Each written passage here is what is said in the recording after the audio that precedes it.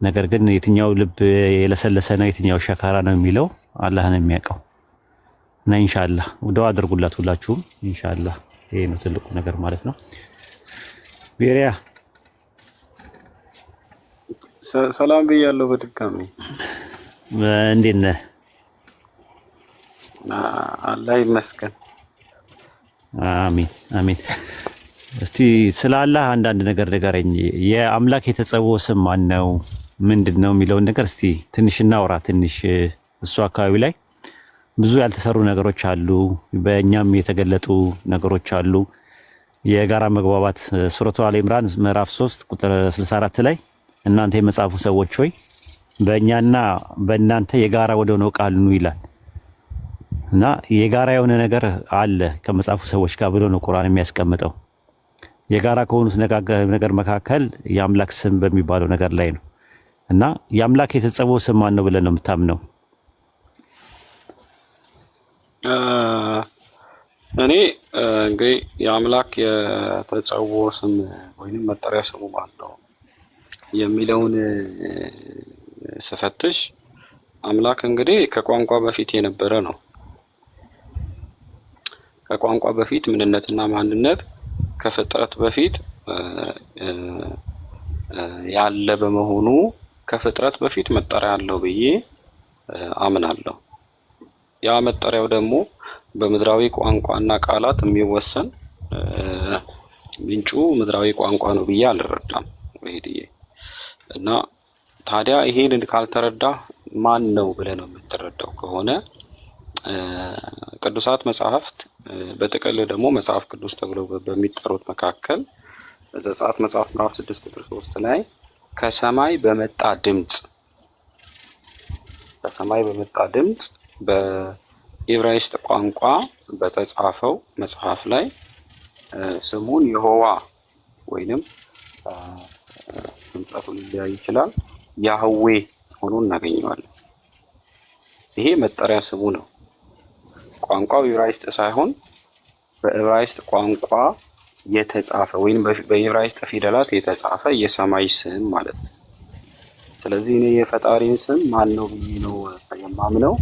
ስሜ ይህ ነው ብሎ ለነቢዩ ሙሴ እንደገለጠው የሆዋ ነው ብዬ አምናለሁ።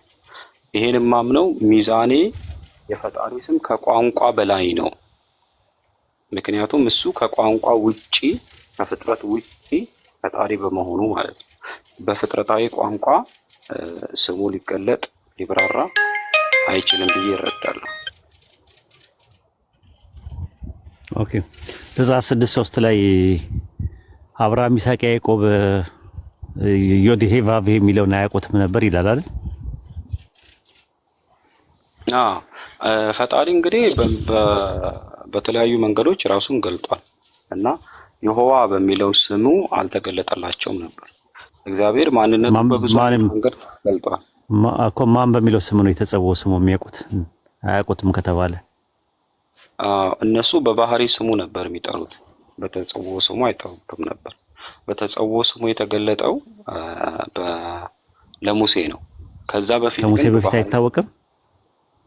ከሙሴ በፊት በባህሪ ስሙ ነው የተገለጠው። የሱ መገለጥ አይታወቅም ወይ? ዮዴሄ ቫቭሄ የሚለው ነገር አይታወቅም ወይ ከሙሴ በፊት?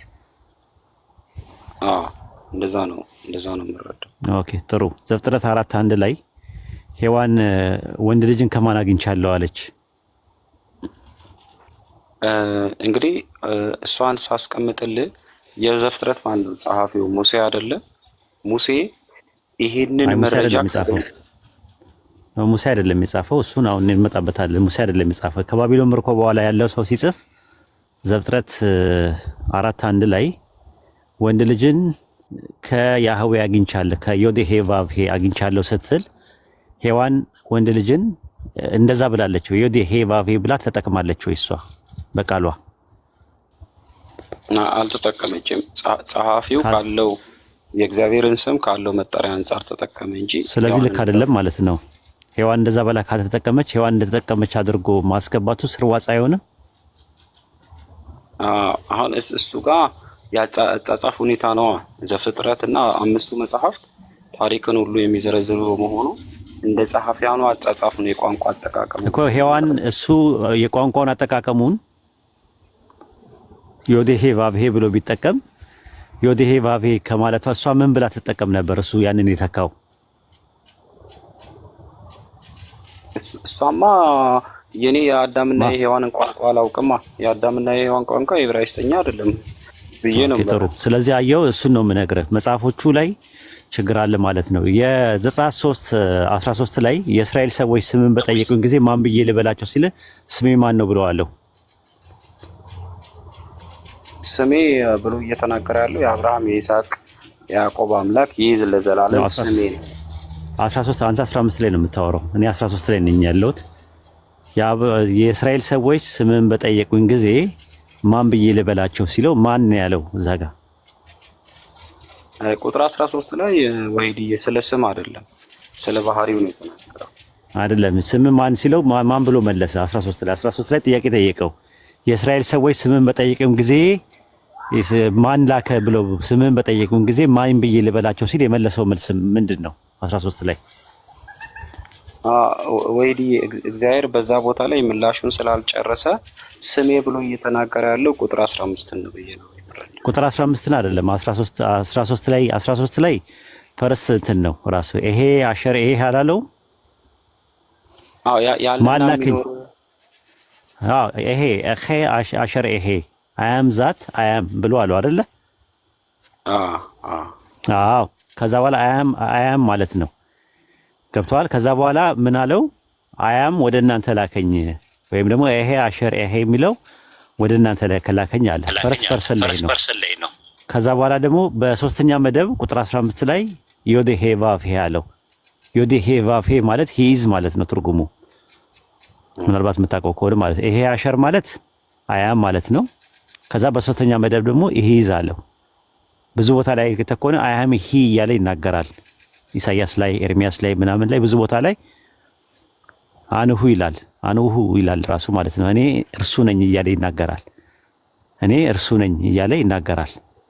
ስለዚህ እርሱ ያ ነገር ነው። ዮዴሄ ቫቭሄ የሚለው ነገር ነው ያለው። ዮዴሄ ቫቭሄ ስሙ ነው። ግን ሌላ ቦታ ላይ ደግሞ ስሙ ያህ ነው ይላል። እሱን ስትቀበላለህ መዝሙረ ዳዊት 68:4 ላይ ወደ ምድረ በዳ ለወጣ መንገድ አዘጋጁ ስሙ ማን ነው ይላል። እሱን እቀበለዋለሁ። ግን እዚሽ ጋር ወሄዲ ምዕራፍ 3 ከቁጥር 13 እስከ 15 ባለው ላይ ስሜ ያለና የሚኖር ነው የሚለውን ተጠቅሟል ብዬ ነው ያልረዳም። ክፍሉ እንደዛ ያስቀምጥልኝ። አይ ተጠቅሟል እንደዛ። ምክንያቱም ከላይ መጀመሪያ ይኸው አውጣው ከፈለክ ላስፋ። ችግር እኔ ምን ነው ላስፋና አውጣው ከፈለክ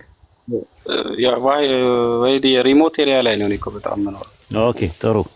እንደዛ ነው የሚለው ራሱ የእስራኤል ሰዎች ወደ እናንተ ላከኝ ባልኩኝ ጊዜ ስሙ ማን ነው ብሎ ቢጠይቁኝ ማን ላከኝ ነው ጥያቄው። ስለዚህ ምንድነው ይሄ አሸር ይሄ ብሎ ነው ያለው። ይሄ ወደ እናንተ ላከኝ ካለ በኋላ ከዛ በኋላ ለአብርሃም የይስሐቅ የያዕቆብ አምላክ ነኝ ስሜ ብሎ ከዛ በኋላ ስሜም ደግሞ አለ ዮዴሄ ቫቭሄ ነው አለ። ስሜ ብሎ የተናገረው ስሜ ብሎ የተናገረው የአብርሃም የይስሐቅ የያዕቆብ አምላክ ነው ያለው ወይንስ ዮዴሄ ቫቭሄ ብሎ ነው የተናገረው? ስሜ ዮዴሄ ቫቭሄ ነው ብሎ ነው ያስቀመጠው። እሺ አንዴ ባይብሉን ልግለጠው እና ላምበው። የአብርሃም የይስሐቅ የያዕቆብ አምላክ ስሜ ይህ ነው ብሎ ነው ያስቀመጠው። ዮዴሄ ቫቭሄ የአብርሃም የይስሐቅ የያዕቆብ አምላክ አውጣው ከፈለክ ላምበው አውጣው።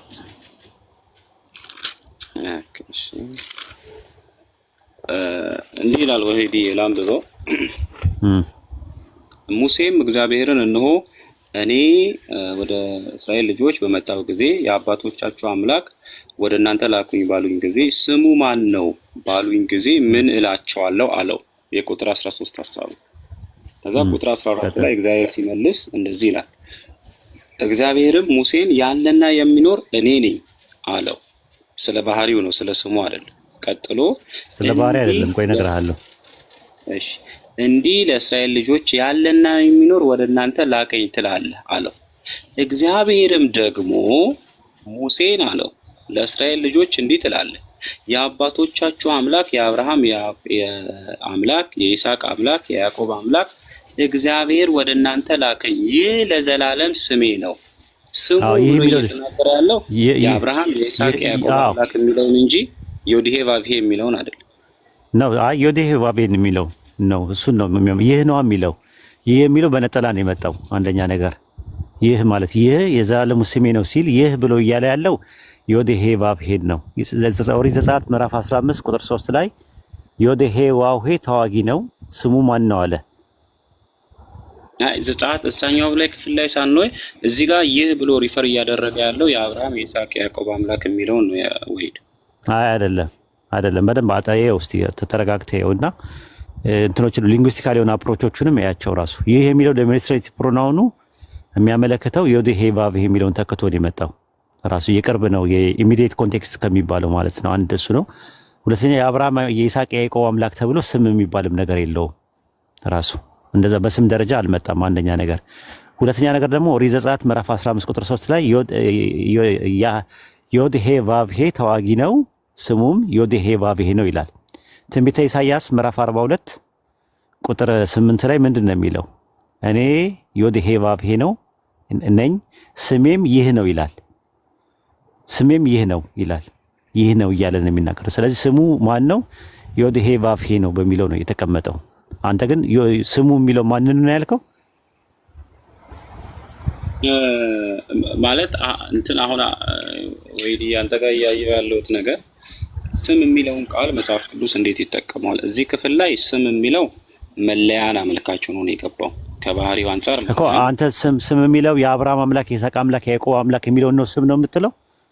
አዎ እዚህ የሐዋርያት ሥራ ምዕራፍ 3 ላይ ጥቅስ እኮ ጥቅስ ስጠኝ እንደዛ። እስቲ የአብርሃም አምላክ የይስሐቅ አምላክ የያዕቆብ አምላክ የሚለው በስም ነው የሚል የባይብል ሌላ። አሁን ምን አየህ መሰለህ? ኮንቴክስቹዋል አፕሮች ነበር ስናይ ነበረው። አሁን ደግሞ ቴክስቹዋል አፕሮች አምጣ አንድ ማስረጃ። በአዲስ ኪዳን የሐዋርያት ሥራ ምዕራፍ 3 እና የሐዋርያት ሥራ ምዕራፍ 7 ስም ነው የተባለበት የአብርሃም አምላክ የይስሐቅ አምላክ የያዕቆብ አምላክ ስም ነው የሚልበት ያለው ከኦሪት ዘፍጥረት እስከ ራዕየ ዮሐንስ ድረስ አንድ ጥቅስ ነው የፈለኩት ማወቅ። አዲስ ትምህርት ስለሆነ ነው በነገራችን ላይ። እንደዛ እኔ አሁን እንደዛ በቃ ችግር የለውም። አይ ችግር የለውም። እንትን እላለሁ ማለት በሀሳብ ደረጃ አቀበለዋለሁ። ዮዲሄ ቫቪሄና ኤሄ የሚለው ቃል ሜታፊዚካል ነው ኦንቶሎጂካል ነው የሚያሳየው? እሱ ኦንቶሎጂካሊ ነው አይደለም። አያም ኤጎ የሚለው ነገር ምንን ታሳቢና ዋቢ ያደረገ ነው? ማንነትን ነው ወይስ ምንነትን ነው?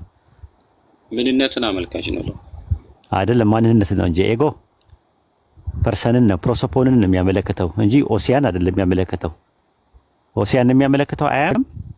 ኦኬ እኔ አሁን ከእንትን አንፃር ከባህሪና ከማንነት አንፃር አንተ ከምትመለከተው አንፃር ስለማልመለከት ነው እንደዛ እያልኩ ያለው ነው። አይ ከሊንጉስቲካሊ ነው የምነግርህ። ይሄ አሸር ይሄ ይላል። አሸር የሚለው ቃል ሁ ነው ወይስ ምንድነው? ራሱ ማንነት ነው ወይስ ምንነት ነው?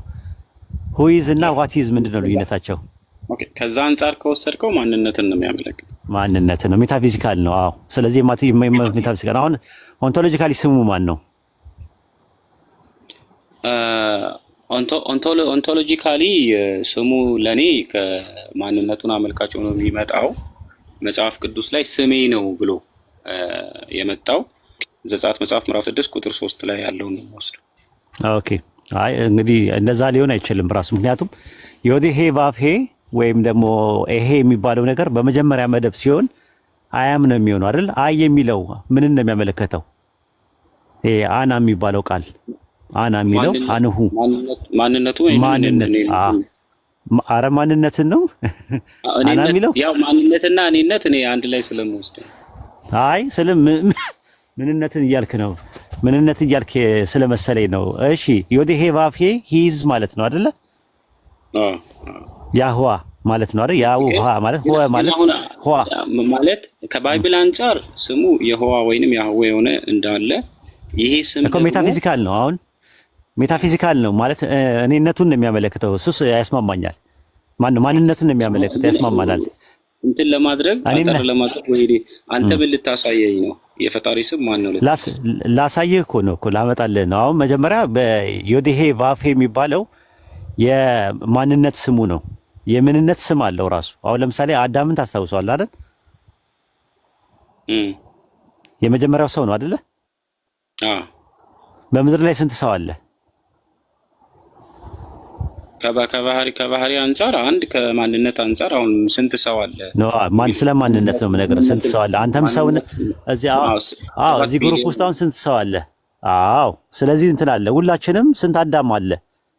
በአጠቃላይ ብዙ አዳም አለ። ብዙ አዳም አለ። ተመልከት እንግዲህ አየው። አዳም የሚለው የዕብራይስጥ ቃል ሰው ማለት ነው። አዳም የሚለው ቃል ለኛ የምን ስም ነው? የባህሪ ስም ነው ወይስ የተጸውዖ ስም ነው? የባህሪ ስም ነው ለኛ የባህሪ ለአዳምስ ለመጀመሪያው ሰው ለሔዋን ባለቤት ለነበር የባህሪም የተጸውዖም ስም ነው። በቃ የተጸውዖም ስም ነው ማለት ነው። የባህሪም ስም ነው። አሁን እንደዛ አይደለኝና የአምላክ የባህሪ ስሙና የተጸውዖ ስሙ ማን ነው? ራሱ አሁን አምላክ አንድ ነው። ከአንዱ ብዙ አዳሞች ስላሉ የግድ ለኔና ላንተ ለእያንዳንዳችን ምን ያስፈልገናል? የተጸውዖ ስም ያስፈልገናል። ግን አዳም ብቻውን ቢቀር ኖሮ ለአዳም አዳም የሚለው ስም የተጸውዖም ስም ነው፣ የባህሪም ስም ነው። የተጸውዖ ስም ሊያደርግለት የቻለው ባህሪውን ታሳቢና ዋዊ አድርጎ ነው። ስለዚህ ፍጥረትን የፈጠረው እንትን ከኛ ኦንቶሎጂካሊ ምንድን ነው? አሁን ኦንቶሎጂካሊ ሰው ነህ። እሱ ምንድን ነው? ያ ኦንቶሎጂካሊ አዳም እንደምትለኝ የፈጠረህን ነው እንጂ የፈጠረ ኦንቶሎጂካሊ ምንድን ነው? ፈጣሪ ኤሰንሱ ነው ያልኩ። ግብር ነው እሱማ። ፈጣሪማ ግብር ነው። ኤሰንሱ እሱ ከኤሰንስ አንፃር ማለት አሁን አንተ ከምትተረጉመው አንፃር ኤሰንሱ ኦንቶሎጂካሊ ምንድን ነው እሱ? አንተ ምንድን ነህ ስትባል ሰው ነህ። የፈጠረ አምላክ ምንድን ነው ስትል ምንድን ነው መልስህ? ኦኬ እስቲ መንፈስ ነው አይደለም። መንፈስማ መላእክትም መንፈስ ናቸው። እሱ አትሪቢዩት ነው። ኦኬ አሁን ማለት ፈጣሪ ወይንም አምላክ ለማለት ፈልገን አምላክ ብትል ይሻላል። አዎ። ስለዚህ አምላክ የሚለው ስም ለአምላክ ከመጀመሪያው ነው። ቸርች ፋዘርስ ራሱ የነበራቸው አቋም እንደዛ ነበረ። አምላክ የሚለው ስም አምላክ የሚለው ይሄ አምላክ የሚባለው ወይም አምልኮ የሚገባው የሚለው የመጀመሪያ የነበረው ራሱ ስሙ ነው። የተጸውዖም ስሙ ነው፣ የባህሪም ስሙ ነው። ባህሪው ነው በባህሪው እና ከሱ ውጭ አምላክ የለም። በባህሪው ራሱ በባህሪው እነግርሃለሁ በምን ቋንቋ እንደሆነ። ከቋንቋ በፊት መጀመሪያ የሚቀድም ነገር አለ ብለኛል። ቅድም አሪፍ ነገር ስታወራ ነበር። ቋንቋ ሬቪሌሽን ነው፣ በሬቪሌሽን የሚመጣ ነገር ነው። ከሬቪሌሽን በፊት ምን ይቀድማል? ኦንቶሎጂ ይቀድማል። ስለዚህ በኦንቶሎጂ እሱ ምንድነው? አምላክ ነው ኦንቶሎጂካሊ ማለት ነው። አንተ ሰው ነህ። ሚያው የምትለው ደግሞ ድመት ናት። ወዎ የሚለው ደግሞ ውሻ ነው። ኦንቶሎጂካሊ ነው። ጥንዛውላ አለ ኦንቶሎጂካሊ። ዲፈረንት የሆኑ ኦንቶሎጂዎች አሉ በዓለም ላይ። የሆነ ጫጫታ ነገር ይሰማል። ማጋ ነው?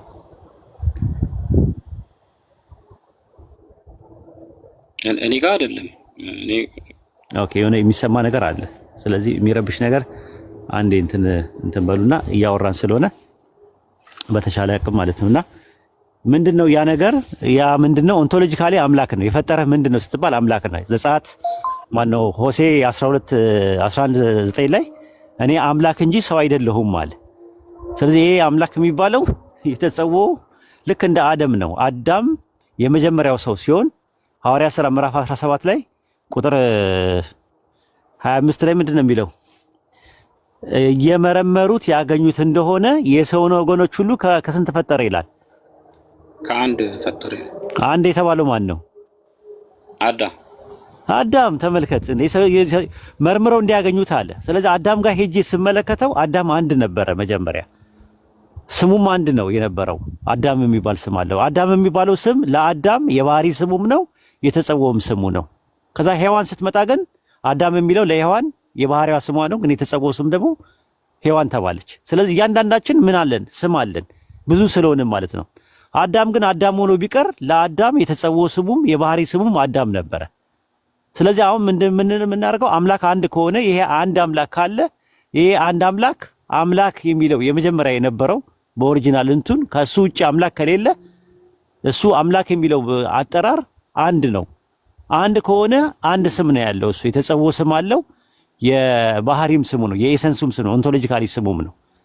ስለዚህ እኛ ሙስሊሞች የምንለው ምንድነው? አላህ የሚለው ስም ለአላህ የተጸውዖ ስምም ነው፣ የዛቱም ስም ነው። ኢስሙል ዛትም ነው፣ ኢስሙል ዓለምም ነው ብለን ነው የምናምነው።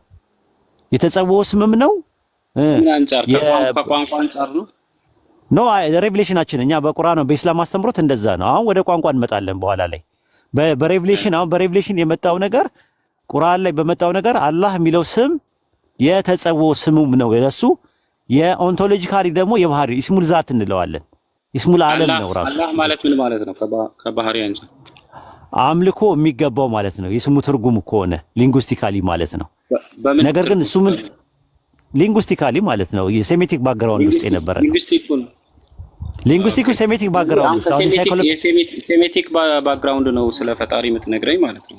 አዎ አሁን ወደዛ ስንመጣ ነቢያቶች ጥንት የነበሩ ነቢያቶች ዲቫይን ሬቨሌሽኑ የሚመጣላቸው በምን ቋንቋ ነበር? በሁሉም ቋንቋ ኖ ዲቫይን ሬቨሌሽን ነው ጥንት የነበሩት ነው የምነግርህ። ጥንት የነበሩት መጀመሪያ ለምሳሌ ነው የእስራኤልን ወሰን ስለምከተል በሁሉም ከእስራኤል በፊት የነበሩ ነቢያቶች ነበሩ እኮ አይደል እንዴ? ሄኖክ ነበር። አሁን ለምሳሌ ኖህ ነበረ። እነሱ አረማይስጥ ነው የሚጠቀሙት የነበረው። የመጀመሪያ ቋንቋ አርኪኦሎጂካሊ አረማይስጥ ነው ታውቃለህ። ሴሜቲክ ፕሮቶሴሜቲክ የሚባለው ፕሮቶሴሜቲክ ማን ነው የሚጠቀሙት? አረማይክ ነው። አዎ ፕሮቶሴሜቲክ የመጀመሪያ ፕሮቶሴሜቲክ ማን ነው በዓለም ላይ ፕሮቶሴሜቲክ ማለት በአርኪኦሎጂ የተገኘው ማን ነው? ከሴማውያን የቋንቋ ነገር አንጻር አረማይክ ነው የሚባለው። አረማይስጥ ነው። አዎ ሲራኪኛ ይባላል። የመጀመሪያው ቋንቋ በምድር ላይ የነበረው ማለት ነው። በዛ ቋንቋ ኢየሱስ ሲጠቀምበት የነበረው ቋንቋ ነው። ሐዋርያቶቹም የገሊላ ሰዎች ነው ሲጠቀሙበት የነበረው ቋንቋ ነው። አሁን ከአብርሃም በኋላ የመጣው ዕብራይስጥ የሚባለው ቋንቋ መሰረቱ ዕብራይስጥ፣ አረብኛ፣ ግዕዝ የሚባለው ነገር ባክግራውንዱ ሴሜቲክ ባክግራውንድ ውስጥ ነው ያለው። አሁን የእስራኤል ነቢያቶች ሲጠቀምበት የነበረው ቋንቋ ምን ቋንቋ ነበረ? ዲቫይን ሬቨሌሽን ሲመጣላቸው የነበረው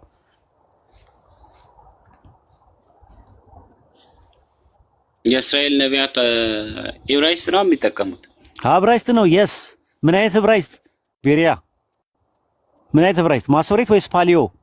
የትኛው ዕብራይስጥ? ማሶሬቲክ ነው የሚጠቀሙት። ማሶሬቲክ አይደለም፣ ፓሊዮ። ጥናት አጥና። ቤሪያ መንገድ ላይ ነው ወላሂ። ኦኬ ማሻአላ። አሁን ምን ልታሳየኝ? አሁን ወይዴ ቆይ ላሳይ ነው። አንድ ነገር ነው ላሳይ ነው ማለት እኮ ልመጣ እኮ ነው። ልመጣ ነው። መንገድ ላይ ነኝ ያለሁት። ማሻአላ። አሁን ጥሩ እየሄድክ ነው ያለኸው። አሁን ምንድነው መሰለህ የሚያለው ፓሊዮ ዕብራይስጥ ነበር ሲጠቀሙበት የነበረው። ማሶሬት የሚባለው ነገር ትውፊታውያን የሚባሉት በኋላ ላይ ነው የመጡት።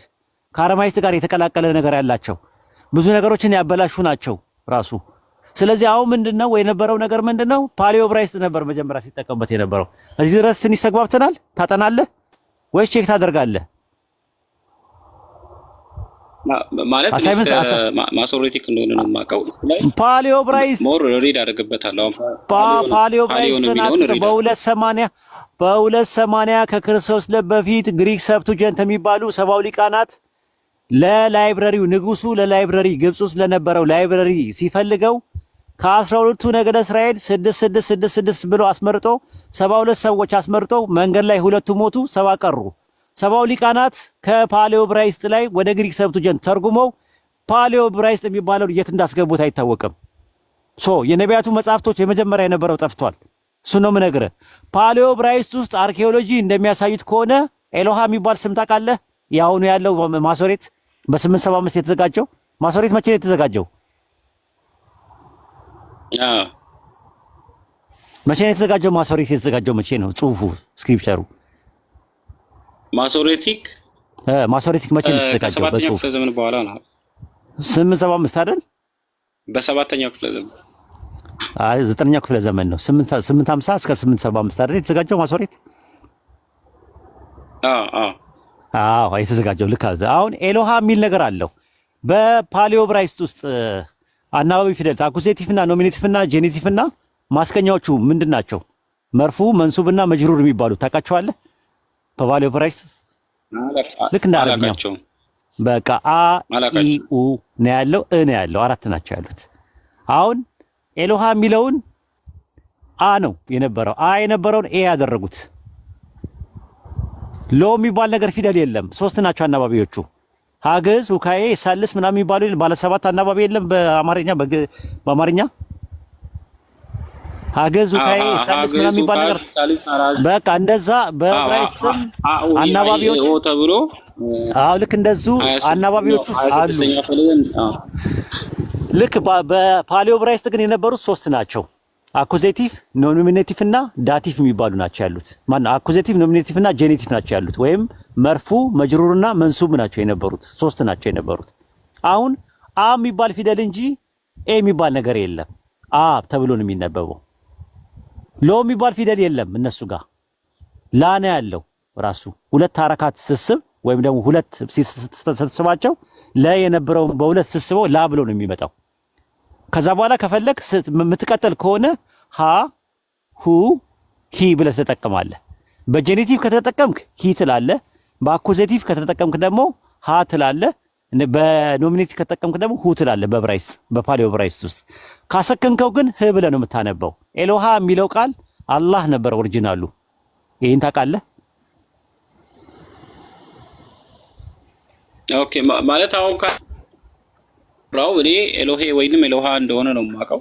አሁን አንተ ጋር ኤሎሃ የተበላሽ ኮራፕሽን ነው ያልከኛል። ኮራፕሽኑ ነው ኤሎሃ ኮራፕሽኑ ነው። አሁን ምን ታደርጋለህ መሰለህ? ከኔ ጋር ሜሴንጀር ላይ ናልኝና ዶክመንቶችን ልስጥ።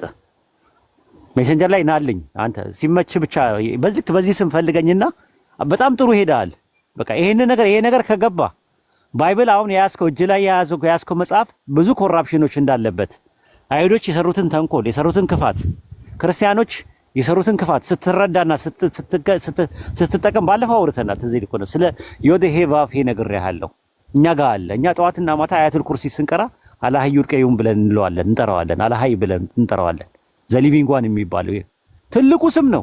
የሚገርም ነገር አያቱል ኩርሲ የሚባለው ነገር ሱረቱ በቀራ ምዕራፍ 2 ቁጥር 255 ላይ የኢብኑ ከሲርን ብትመለከተው የአላህ ታላቁ ስም ብሎ ነው የሚጀምረው። ረሱል ሰለላሁ ዐለይሂ ወሰለም በሐዲስ ላይ ደግሞ የነገሩ ምንድነው? የአላህ ታላቁ ስም በ3 ሱራ ውስጥ አሉ ብለውናል። በሱረቱ በቀራ፣ በሱረቱ አሊ ኢምራንና በሱረቱ ጣሃ ብለውናል። ሶስቱም ጋር የምናገኘው ዑለማዎች ስቲምባት ሲያደርጉት ፊልተር አውት ሲያደርጉት ያገኙት አላሃይ የሚለውን ታላቁን ስም ነው። ይሄ ትልቅ ስም ነው። አላሃይ ማለት ዘሊቪንግ ዋን ማለት ነው። ያለና የሚኖር የምትለው አንተ ቅድም ያልከው ማለት ነው። ዘሃሎ ወሄሉ የሚባለው አያ በሸሪዓ ይባላል በግዕዝ መጽሐፍት ውስጥ ማለት ነው። አዎ እንትን ላይም አለው ውዳሴ ማርያም ዛለው የሉ ዘመጻዋራነን ብሎ ያስተምረው። አላህ ዋህድ ላይ ዋህደው መለኮት ዋህድ የሚለውን ውዳሴ ማርያም ላይ አልደገምክም? ውዳሴ ማርያም ዘማክሰኞ ላይ ውዳሴ አለቅስተና ማርያም ንግባር ታላቅ ዘይት ነበበለት ፈቃደ እግዚእ አግዘው ለአዳም ዙነተ ኩዘለ ምናምን ነገር የሚለው ዘሰኑይ ነው። ዘማክሰኞ ላይ አላህ ዋህድ ላዊ ዋህድ መለኮት ዋህድ የሚል ነገር አላነበብክም? ማለት እኔ አሁን 10 ዓመት ምናምን በላይ ሆነኝ ድቁና ከተማርኩና ከወጣሁ። ኦኬ ጉባኤ ቃና ተምረሃል? ቅዳሜ ላይ ምናምን ትቼ ኢግኖር አድርጌ። ኦኬ ጉባኤ ቃና ተምረሃል? አሁን የነርግዲ በሰረገላ ሚስጥር አኮኑ ታበጽ እስከ ሰማያዊት ሀገር ቀጥል። እንትን አሁን ምንድነው እኔ ቀጥል እንጂ አውራኝ እንጂ በግዕዝ ንባብ ቤት ከነበርክማ እንትን በለው። ጉባኤ ቃናውን አዝረፍልኝ አንድ ጊዜ። እንትን ነው ንባብ ቤት ሳይሆን ቆሎ ትምህርት ቤት ነበርኩኝና ወይድና ጃግ ካንተ ጋር ማያይዘኝ እኮ ሆድ ሆን ብሎ ነው እኮ ያለኝን ሁሉ አውጥቼ ጥይቴን እንድጨርስ። አይ አይደለም፣ ይሄ መንፈሳዊ ነገር ነው የምናወራው። በጣም የሚጠቅም ነገር ነው። በል ሜሴንጀር ላይ ናልኝና አንዳንድ ዶክመንቶችን ልስጥ፣ ይጠቅምሃል። እንደዚህ ያሉት ፓብሊዮ ዕብራይስጥ የሚባል ነገር ይላል። አላላ ናኩተ ከግዚኦ ሊሰባከ ምናምን ገና እሱኛው ይልና አላህ ድነን ነው ባላን ብሎ ያስቀምጥላል። እሱ አላህ እሱ አቡነ ዘበሰማያት ላይ ነው። አቡነ ዘበሰማያት ይትቀደስ ስምከ ትምጻእ መንግሥትከ ወይኩን ፈቃድከ በከመ በሰማይ ከማሁ በምድር። እሱ ላይ አላህ ድነን ማለት ምንድነው? አላህ የሚለው አላህ አይደለም። አላህ ድነን ሳይሆን አላህ የሚለው ነው። ይኛ አላህ ብሎ ነው የሚያስቀምጠው። አላህን አይደለም የሚጠራው እሱ እኮ አድነን ከክፉ አድነን እንጂ እሱኛውን እኔ ድምጸት በብዙ ጊዜ ድሮ አቡነ ዘበሰማያት ይትቀደስ እሱ አይደለም። ፈቃድከ በከመ በሰማይ ከማሁ በምድር ሲሳይነ ዘለለትን አበኔው መደለና በሳነው ገጋይን ከመነኒ ንድቅ ለዛብ በሰለን ይታባአን እግዚኦ ውስጥ መንሱት አላህ ድነን ነው ባለሃንም ኩሉ ኩይስ መዚያ ከይቲ መንግስት ኃይል ወስባት ለዓለም ዓለም ይልና በሰላም ደግሞ ይቀጥላል ማለት ነው አይደል? በሰላም ቅዱስ ገብርኤል መልአኩ ቅድስት ማርያም ሰጥተኪ ብሎ ይቀጥላልና እኔ ረጅም ጊዜ ንባብ ቤት በኋላ ከረጅም ጊዜ በፊት ነው ማስታውሰው፣ ግን አሁን ትንሽ ትንሽ ነው እንትን ብለው ከተውኩ ረጅም ጊዜ ንባብ ነው። ቤት ንባብ ቤት እኔ ንባብ ቤት እያለሁ ቀብ ቀብ ነበር ማድረግ የነበረው ያኔ ማለት ነው። ልጅነት የ4 ዓመት ልጅ ሆኜ ነው ማቆይን ንባብ ቤትም ማለት ነው። ከዛ ዜማ ቤት ደግሞ አለ፣ ደብረ አባይና ሰረር ኩላ የሚባል አለ። ደብረ አባይና ሰረር ኩላ የሚባለውን ንባብ ቤት ማን ነው ዜማ ቤት የሚባል ነገር አለ። ዜማ ቤት ስትገባ ደብረ አባይና ሰረር ኩላ አለ፣ ቅዳሴ ማለት ነው ራሱ እንትን ትላለህ። ሰዓታትም እንደዛው እኔ እዛ ድረስ አልዘለኩም። ይሄ ሰላም ሰላም ምናምን ብዬ ነው ያልኩት። ሰላም ሰላም ለዝክረ ዝምክ ያዋዝ ምነከ ምናምን ብዬ መልክ ላይ ምናምን ነው በቃ እንጂ አሁን አንተ እስከምትለው ሌብል አልሄድኩም። ተውኩት ማለት ይሄኛው መገለጥ ሲመጣ ትክክለኛው አስተምህሮ ወደ እኔ ምን እንደሚቆጨኝ ታውቃለህ? እኔ ምን እንደሚቆጨኝ ታውቃለህ? ምን እንደሚቆጨኝ ታውቃለህ? ከኦርቶዶክስ መጽሐፍ ቤት ሳልገባ በመውጣቴ እኔ እንደዛ አሁን ባለውበት አቋም ያንን ዘልቀው ጥሩ ነበር። መጽሐፍ ቤት ማለት ነው። አዎ ደግሞ በጣም የሚገርም ነገር ይቅርታ አድርግልኝ እንግዲህ ፕሮቴስታንት እዚህ ካላችሁ አላቅም ወደ ኋላ የሆነ ነገር ትዝታ እንትን ቢልብኝ በጣም ማልወደው ትዝታው የፕሮቴስታንት ውስጥ ያሳለፍኩትን ነው። ለምን እንደሆነ አላቅም። ይሄ ለምሳሌ በልሳን መጸለይ እንትን ማለቱ ምናምን ነገር እንደ እንትን አላየውም ራሱ። አሁን እንደዚህ በለው መዝሙሩን በለው ምናምን ብለህ ብትለኝ ድጋሚ አልለውም ራሱ። የሆነ ሽርክ ውስጥ የገባው ነው የሚመስለኝ። ግን እዛ ዜማ ቤት የነበርኩበትን ኦርቶዶክስ ጋር የነበረው ባክግራውንዱ ጋር የነበረው ምናምን ነገር በጣም መሰረት ስለሆነ ለላይፌ እንትን አልለውም። እንደ እንትን አድርጌ አይደለም ማየው ማለት በቃ ደስ ብሎኝ ፕራውድ ሆኜ ነው እንትን ብለው ፕራውድ ሆኜ ነው ልናገረው የምችለው ነገር ማለት ነውና መሰረት ሆኖናል ብለህ አታስብም? እዛ መቆየታችን እኔ ሞር ዲቴይል ነገሮችን በማይበት መነጽር እንዳይ አድርጎኛል ብዬ አስባለሁ። ማለት ፕሮቴስታንት ጋር ብኖር አሁን በቆፈርኩት ልክ እቆፍራለሁ ብዬ አላስብም። እዛ መኖሬ እና በዛ ውስጥ የሆነ ልምምድ ማሳለፌ የሆነ ነገር ጠቅሞኛል። ግን አሁን ምን ጥያቄ እንደሚሆንብኝ ታውቃለህ? እኔ እናንተን ከማግኘቴ በፊት አምላክ አንድ ነው፣ ኢየሱስ ፍጡር ነው ብዬ እረዳለሁ። እና አሁን እናንተ ያያችሁበት ፐርስፔክቲቭ ምንድን ነው የሚለውን ነገር ነው ማወቅ በፈልገው። አንተ አይተህ የሆነ ነገር ካልተረዳህ ኡስታዝ ወይድ የሆነ ነገር ባትረዳና ባታቅ አሁን ዲስከስ በምታረግብኝ ሌቭል ልክ አታረገኝም። ሞር ከኔ ቀድሞም ይሄኛውን መረዳት ዩኒቴሪያን የሚለውን መረዳት አግኝተሃል ብዬ ስለምገምት ማለት ግምት ነው። ስለዚህ አሁን አንተ የቆምክበት መሰረት ላይ እንድትቆም ያደረገህን እይታ በዛ መንገድ ነገሮችን ለማየት ለመመርበር ለመፈተሽና ለማገናዘብ እሞክራለሁ። ፈጣሪ ካለና እውነት በአንተ ጫማ ውስጥ ካለ የመቀበል ግዴታ አለብኝ። ግን ያው የኔ ሙግት እንግዲህ አንዳንዴ በድፍረት እላለሁና ነብዩ መሐመድ በምድር ቢኖሩም አልከተላቸውም እላለሁ አንዳንዴ። ግን ደግሞ የፈጣሪ ነገር አያውቅም። አሁን ባለኝ የእውቀት የመረዳት የንባብ ልክ ነው ያን እያልኩ ያለሁት። ነገር ግን ደግሞ እውነት ከመጣ እውነት አንተ ጋር ካለ እውነት ጃጋ ካለ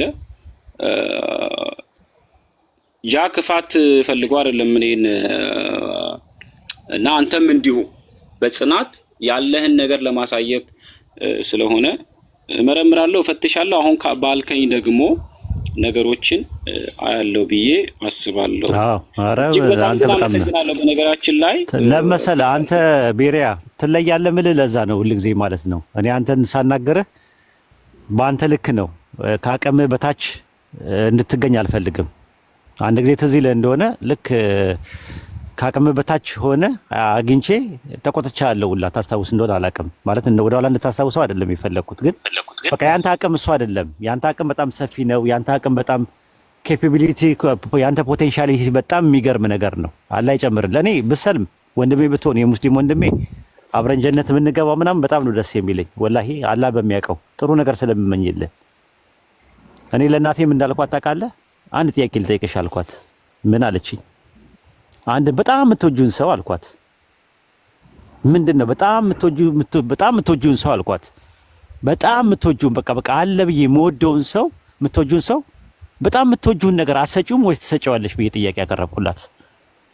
ከዛ እሰጠዋለሁ አለችኝ። እኔ ደግሞ በጣም የምወደው ነገር እስልምናዬን ነው። በጣም የምወደው ደግሞ አንቺን ነው። በቃ ልሰጥሽ የምችለው ነገር ይሄን ብቻ ነው ምናምን ስላት፣ ማን አየው ከሞት በኋላ ህይወት ማን አይቶት ነው ምናምን ማለት ጀመረች። በቃ አሪፍ ጥያቄ ነው የጠየቅሽኝ አልኳት። አስቢው አልኳት። አላይክ ቻርጅ ሆኖ ስፐርም ሴልና ኤግ ሴል ፈርቲላይዝ ተደርጎ እናትና አባትሽ ፈርቲላይዝ አድርገው ወደዚህ ዓለም ስትመጪ ያ ያመጣሽ አምላክ አስቢው አልኩሽ። የለሽም ነበረ። እኔን ደግሞ አስቢኝ አልኳት።